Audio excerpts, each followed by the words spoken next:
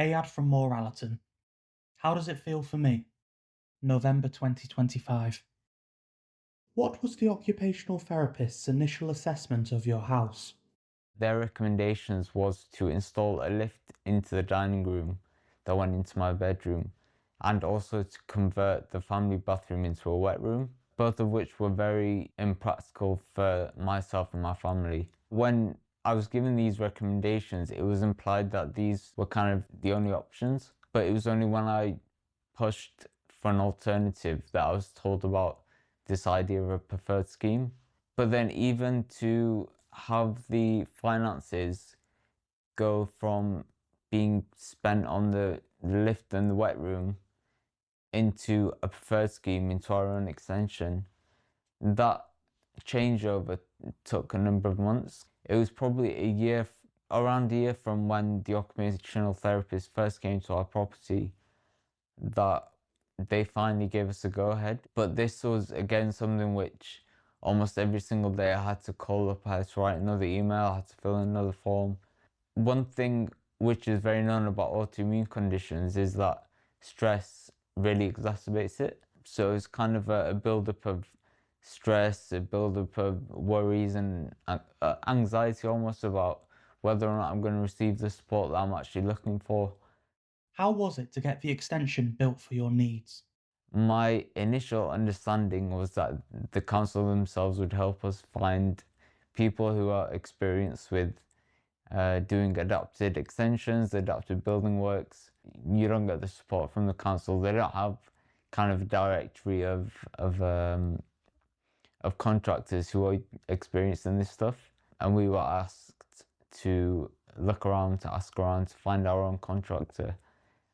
Which for me, of course, as a wheelchair user is very difficult because going onto building sites isn't possible for me. So I had to rely on other family or friends to go out and have a look at the work of the contractor to make sure the contractor's work is good.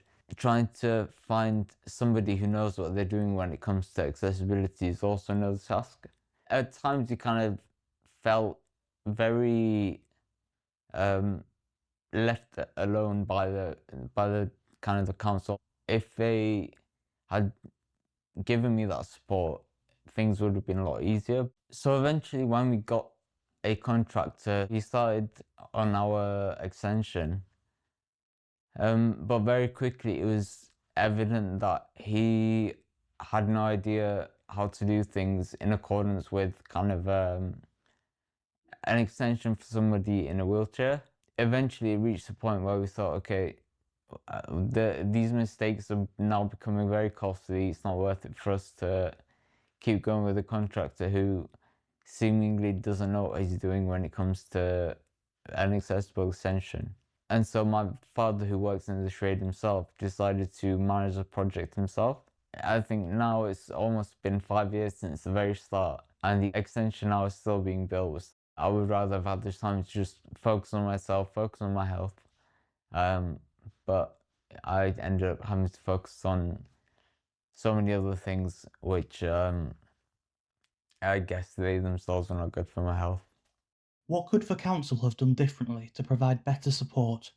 I think first and foremost being the idea of doing a preferred scheme. I think I would have preferred it if I was given all of the options from the very start to choose from. I remember being told a lot, I'll have a check and I'll give you a call back. Is the worst thing because you very rarely get a call back. And it means you have to call them, you have to chase them up. And so everyone having the knowledge of what I was looking to do would have cut out so many steps. And I just remember feeling stranded because it was like, I thought you were gonna give me that help. But it turned out I had to figure that bit out on my own as well. Can you tell us about your recent experience of trying to get an ultrasound scan? So I spoke to my consultant once about issues that I was having with my bladder. And he referred me for an ultrasound scan. Maybe a couple of months later, I was given an appointment.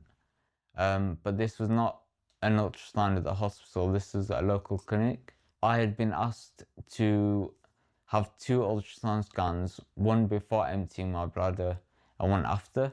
When I got to the clinic, I found that there was no accessible bathroom, and so I couldn't do the scan. I couldn't go to the bathroom halfway. Another couple of months waiting, I got the referral to the same hospital which I got the first referral in the first place. And so it just added so much waiting to a situation which could have been done very quickly. Again, because of the lack of coordination, because of the lack of understanding, I think, of the patient and the patient needs. I ended up waiting a lot longer than I needed to. It's not healthy for anybody to have to go through that. And I definitely don't think it's a good use of resources for the systems here in the UK to have people waiting and going to and from appointments. Since we last spoke, what's one thing about your care that you really valued? So I had a nurse from the MS team based in Leeds Teaching Hospitals. I find that the MS team, the MS nurses in particular, are very easy, very accessible to get through to. Something I really, really appreciated is that they came, they spent time at my house, they spoke to me. There was kind of enough time, there wasn't stress that we needed to get through the appointment because somebody else was in the waiting room. And I think it was one of those occasions in which I felt that was taken into account. If you would like to share your story, please contact Healthwatch Leeds. Telephone 0113 898 0035. Text phone 07717 309 843. Email info@healthwatchleeds.co.uk. Thank you to Ayad for sharing his story. Produced by Healthwatch Leeds in collaboration with Rolara.